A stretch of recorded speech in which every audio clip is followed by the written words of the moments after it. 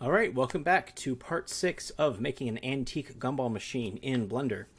So far, it's been a rocky road. We've made mistakes, but we fixed them all. And in our last episode, we did the glass, the topper, and even the center post with this little thing that holds up the glass.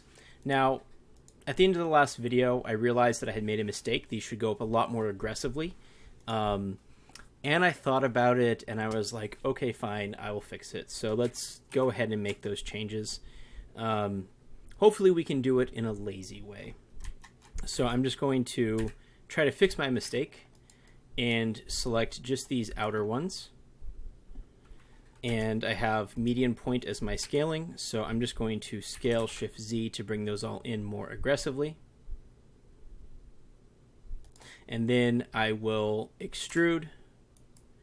And then I will scale Shift-Z to extrude those out. And let's bring back everything to make sure I don't go too far. And then I think that's actually pretty good. Let's just take this entire top of everything, bring it up. And then the only thing I have to do now, let's go back into our, isolation mode, is kind of tweak things so that they're straight. So when I did those scales, obviously it made things smaller or bigger, but there's a cheat for that. So we'll select these, which are too narrow right now. And in our scaling mode, we'll choose individual origins. And so now we'll just scale these until it's straight again. It doesn't have to be perfectly straight, it just has to be ballpark. Check from the front. And let's see, these, I guess all of these should just be scaled on Z only. And then the last thing I kind of want to do is just scale these, whoops, so that they're straight. All right, so that was, again, this piece is like super hackish. It's not really meant to be looked up or inspected closely, but now it actually has the correct shape. And that only took 2 minutes to fix. Perfect. All right, so what I said last time is we're going to try to create these gumballs, and then once we do the physics simulation, we can start working on our materials, which will be fun. Because that means whenever you're working on materials, you're very close to the end. So let's get going on that. Now, to do this, we should probably name this thing, I guess. So this was, I think I called it, wait, what is this then? I renamed that the wrong thing. So this should be called center post, and this should be called glass clamp. Oh, so I also put the wrong material on this one, because that should be metal hardware, and this should be faceplate. Now, one thing that's really nice about Blender 2.8, it used to be the case that back in the day, if you had a material that you weren't using, it would just be stuck in limbo forever, and the only way to get rid of it was to make sure it had this 0 next to it, which means nobody's using it. It has 0 users. And then close Blender and reopen it, and the material will be gone. But in 2.8, there's a way to fix that. So let's take a minute to actually do that. We're going to go into orphan data, materials, and you can see that material here. And it's the only material because it's orphan data. Let's temporarily just make this top piece that material. And you can see it disappears because there is no orphan material now. And we'll call this dumb material. And, right? But this should be red paint, right? So we put that back to red paint. And now it has that 0 next to it again. And in orphan data, it's here again. So if we right click and say delete, now we no longer have it in our material list. And that works for any object in Blender. If you have things you're not using, like this image, which we used for the reference for the image plane.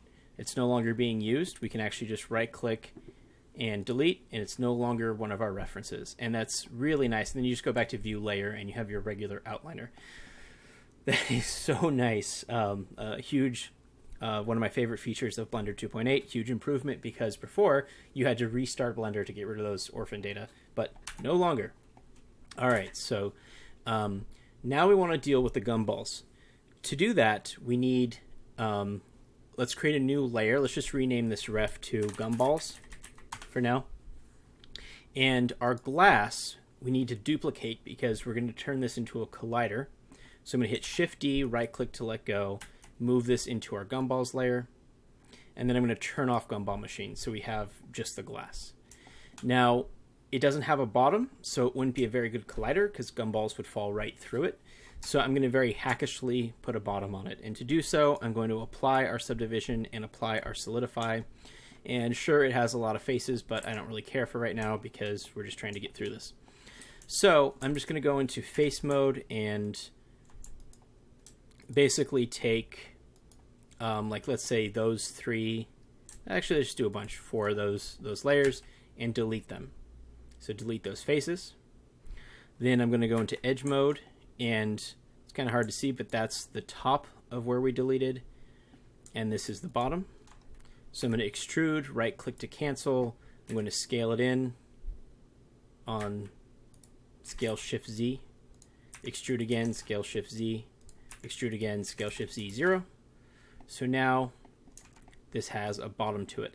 This is a temporary object. We're just going to be using it as a collider, so we don't have to really worry about the geometry of this. So we'll go into our physics setting, and before I forget, where is it? Here it is. We will choose rigid body, type passive, and we will, let's get a timeline down here. So we'll split this and get a timeline. And if we drag this timeline, nothing happens. If this was active, you know, it would fall due to gravity or whatever. But we want this to be passive, so it's just chilling. And it's in the same place as our gumball machine. And for the collisions, we want to choose mesh, which means it'll use the actual shape of the glass to do our collisions. So now we just need to create a bunch of gumballs and have them simulate into this glass shape. And actually, now that I think about it, we'll create the material for the gumballs now, and we'll do the rest of the materials in the next video. So for the gumball, I'm going to create an icosphere. I'm going to go up here and create one more subdivision. And then I'm going to obviously shade smooth because I like doing that. Go into edit mode, go into vertex mode, and I'm just going to select random vertexes around the surface of this. And the reason why is because a real gumball is not a perfectly smooth object. So with all of those selected, I'm going to go into proportional editing mode. And I'm just going to make sure we're centered. We're not individual origins, but median point. And I'm going to scale these in just a tiny bit. So as you can see, the more proportional editing mode is, the bigger influence we'll have. But we'll do something like that. So it's just not perfectly round. Maybe that was a little bit too aggressive. Let's... what's going on here? Proportional. So we want it to be just a little bit not round. Maybe we'll take some different points now and also move those ones in. So it looks pretty good. You know, it's kind of flat on some sides, but it's still mostly round. Okay, so what I want to do is put a rigid body on this, and it's going to be type active, and we will choose sphere because these are more or less a sphere. They're a little bit deformed, but they're more or less a sphere.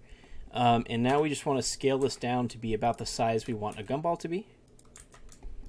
So I'm thinking a little bit smaller, probably right there. Maybe a little bit bigger. Actually, yeah, that's pretty good, I think, for a gumball. Oops, don't want to move that. And one thing I'm going to do is make sure that's still in the correct place. I'm going to choose this, and in our outliner, I'm going to turn on cursor, and I'm going to uncheck the glass. And that means we can't accidentally select it with our mouse now, which is handy for what we're going to have to do. So let's go into our look dev mode, and let's set up the parameters for the material for the gumball, just because it'll be fun in this video. We're already at 10 minutes. We'll spend the next 10 minutes setting up the gumball material and also setting up the physics. But the important thing is right now with this gumball, we have the rigid body with the sphere collider because we're going to duplicate this now. So let's just put this at the center of the screen for now, 0. And I'm going to grab this and hold control so it snaps to the grid. And then we'll duplicate it a couple times. We'll duplicate it like that. Just kind of stagger it kitty corner. And I think I already messed up my first mistake. I did. Oh boy. Whenever I do this duplication step, there's always something I forget to do. Let's actually make our gumball material. The reason why I want to do it here is because when we duplicate something, it's a little bit less intuitive how to apply it to a bunch of objects. You can, but I'd rather not have to do it that way. So let's just try this again. So we have 5. And, we'll make a lot more of these later, but now they all have the same material. So now if we go into our shading and we focus on our gumballs, let's actually just select all of them, number on the keypad to select all of them. What we want to do is let's just create the base material. So we'll use a pink for our default gumball. And we want to make kind of a bumpy surface. So let's go to input and choose object info. Actually, well, we need object info for later. What we actually want is texture coordinate, sorry. Yeah, texture coordinate. And then we will create a noise texture. And we will use object for the vector. And you can also use generated. I like object, works a little bit better for me. Generated also works fine. Now, again, you've probably seen this from other YouTubers, but in Blender Preferences, in add-on, there's a thing called Node Wrangler, or Node Wrangler. Not Wrangler, that's regular, Node Wrangler. Node Wrangler. And what that allows us to do is Control-Shift-click this and get a preview of what that noise looks like. So I want the noise to be a little bit smaller, probably around there. Then we're going to create a vector normal map and put this into our normal channel. Now we can just look at the actual material and you can see it looks really terrible. Let's make this like 0.1 for now. And let's see, these should be a little bit more glossy. That looks pretty good. Not too glossy because, gumballs are glossy, but they're still a little bit rough because they've been, shipped in a big package scratching up against each other, and they've been scratched up against each other in the gumball machine. So we don't want them looking like chalk, but we also don't want them looking like a glass marble or something. So something like that should be pretty good. And then we can play with this, like 0.3 is too much, 0.05. I feel like that's probably pretty good. Actually, I could probably even just make this a little bit bigger. Yeah, it doesn't have to be that small. And then I can bring this up a bit. Okay, that looks good. So now we just want to do a bunch of random colors, and this is the same thing as, for instance, how Blender Guru did the sprinkles in his donut tutorial. We're going to choose a color ramp. I'm going to make it nice and big so it's a little bit easier to work with. Is that the biggest? Yep. We're going to switch this to be linear, or no, constant. And we're going to add a bunch of stops and just kind of spread these out. And these will be the colors of our gumball. So we have yellow, orange, pink, blue, purple, green. So let's just do those. So we'll say yellow. What happened there? There we go. I said what? Yellow, orange. I like my colors to be a little bit desaturated, a little bit darker. Nothing is ever too vibrant in real life. I said yellow, orange, green,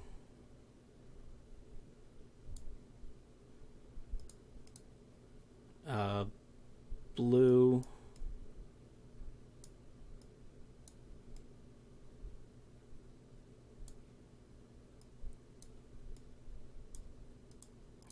pink.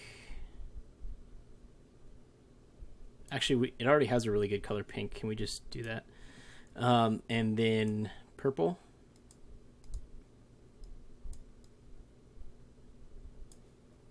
All right. I guess we don't even need that stop, really.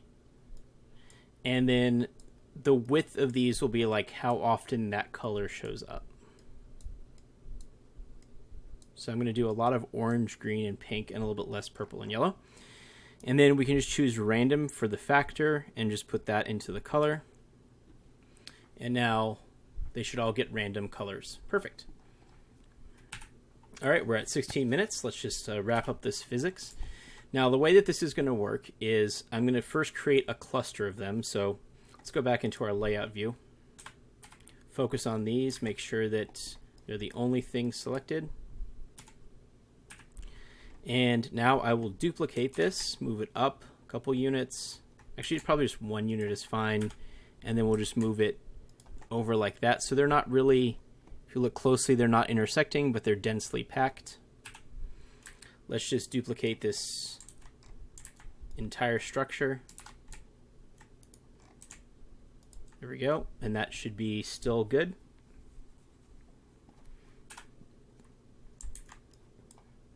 Is that everything?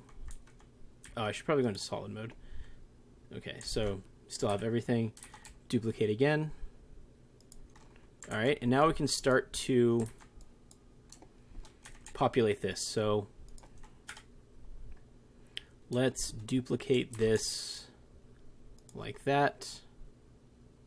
I don't think they're intersecting. Let's just make sure. I can't tell. Let's hide the glass real quick. Go into look dev. Yeah, those are not intersecting. So I'm going to take all of this, do it like that. Bring our glass back. So that's about like, you know, half full. Now some of these are on the outside. That's completely fine. What I'm going to do with those is let's go into solid mode. Let's select these ones that are definitely on the outside.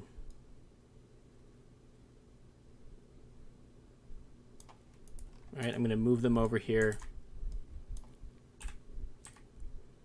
Going to kind of line themselves on top of each other.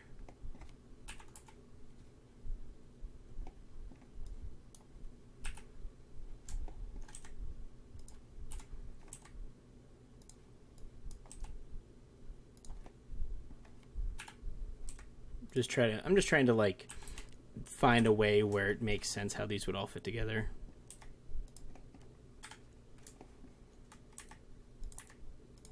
Something like that, I guess, is fine. I could probably actually grab these ones.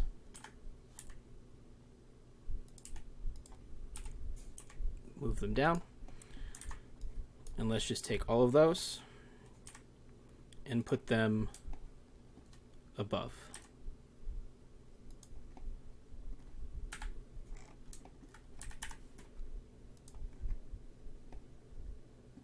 All right. Let's actually set up some things real quick so we can see how it looks. So for our glass material, right now we're using Eevee. I'm going to turn on ambient occlusion because it looks nice, but we have to go down to screen space reflections, turn that on, turn on refraction, and then in our glass material, we want to turn alpha to, let's say, like 0.36, and we want transmission to be at 1. and the index of refraction. And we also have to go into alpha blend. And okay, that's good enough. We can now see through the glass. We'll make the glass material better later. But now, if we hit play and I set up everything correctly, these should fill into the bowl. Now, of course, we're going to have some that fall off the edge, but that's to be expected, and that's completely fine. So now that they've kind of, those last couple ones settle, we'll stop it right here at 90. What we want to do is disable the glass again, select all of these, and with all of the gumballs selected, what we'll do is we will hit Control A. We have to make sure we're focused. Control A, and say Visual Transform, and just hit Control S to save, because this part always scares me, but I think we're good. So now, if we rewind, they'll move, but then when you get to frame 0, they now stay stuck, and they're not animating anymore. And the ones that fell down here are still down there. So we'll just select all of these, just delete them because they're not in the bowl. With the remaining gumballs, we want to remove physics. I forget what it is. I think we can just, because right now, if we go to the physics tab,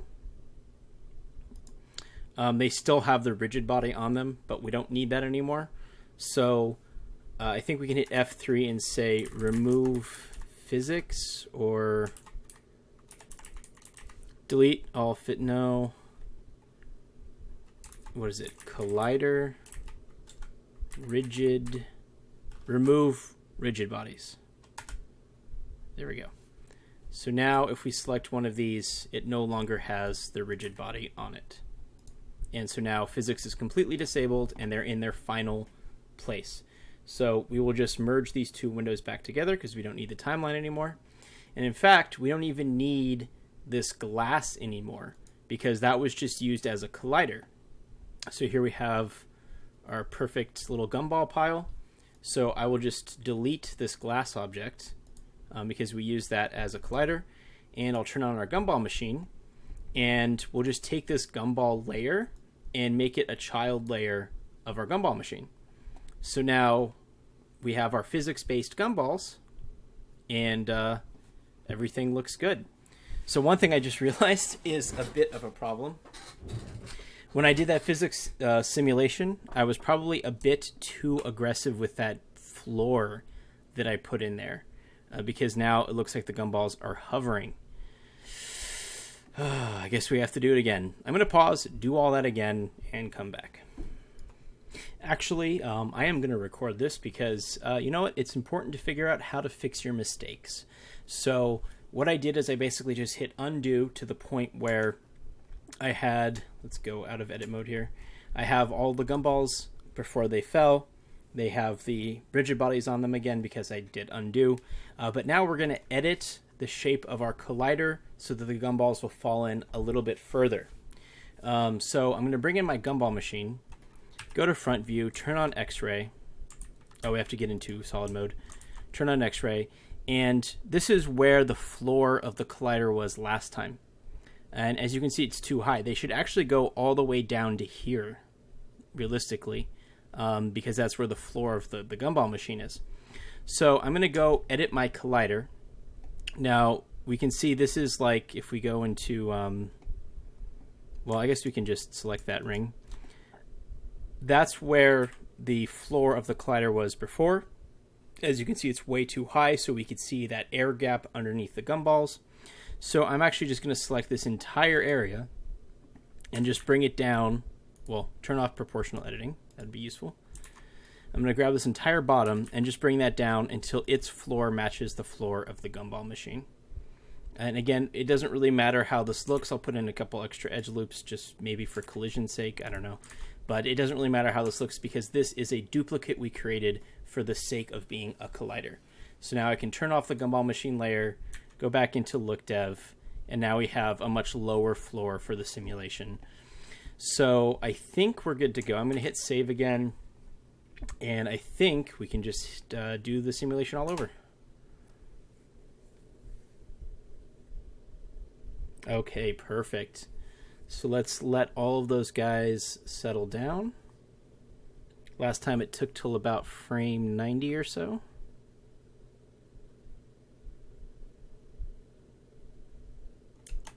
All right. I noticed that, where did that orange one go? Is he still...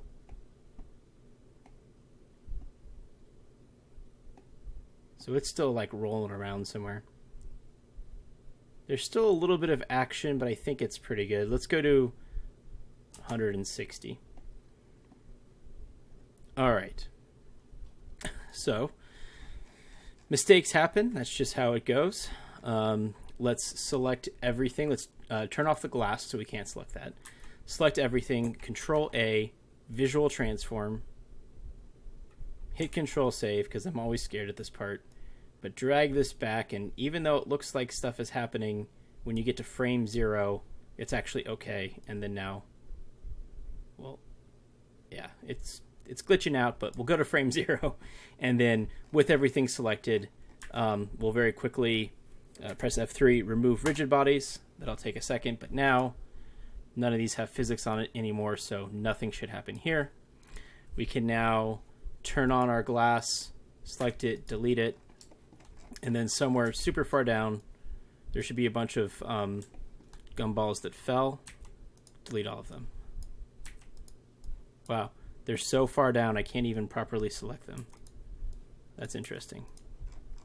I wonder how I can be sure that I got them all.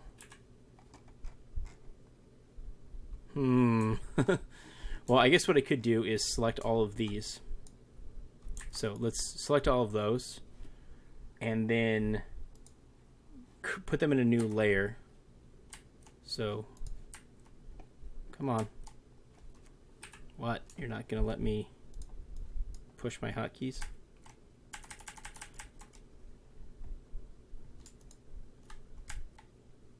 I guess I just have to have an actual one. Okay, new collection. Real Gumballs. Okay. Is there anything left in Gumballs? No. Okay, so because I selected all of these and moved them into a new layer, I can be sure that I have them all. There's nothing off screen, because if I had moved just these to that new layer, anything not selected would still be left in this layer. So we got them all. I can delete this collection now. Not duplicate, delete. And this collection can become a child of our gumball machine. Go into look dev. And now it looks much better because the gumballs go all the way to the floor of the machine. There does seem to be a bit of an air gap right there, which I don't like, but I'm going to cheat because why not? So let's just duplicate one of these ones. Duplicate, Shift Z, and put it right around there. And maybe even again for right there. Because no one's going to look super hard, and that will fill that little gap. All right, well, I thought I was going to have more time at the end of this, but once again, we bumped up directly. Let me merge these windows back together. Directly at the edge of 30 minutes. So, we are looking good. In the next episode, we will be tackling materials. So I'll make a much better red paint shader, a much better glass shader, and of course we'll create the texture and the material for this front area. And at that point, we'll be pretty close to done.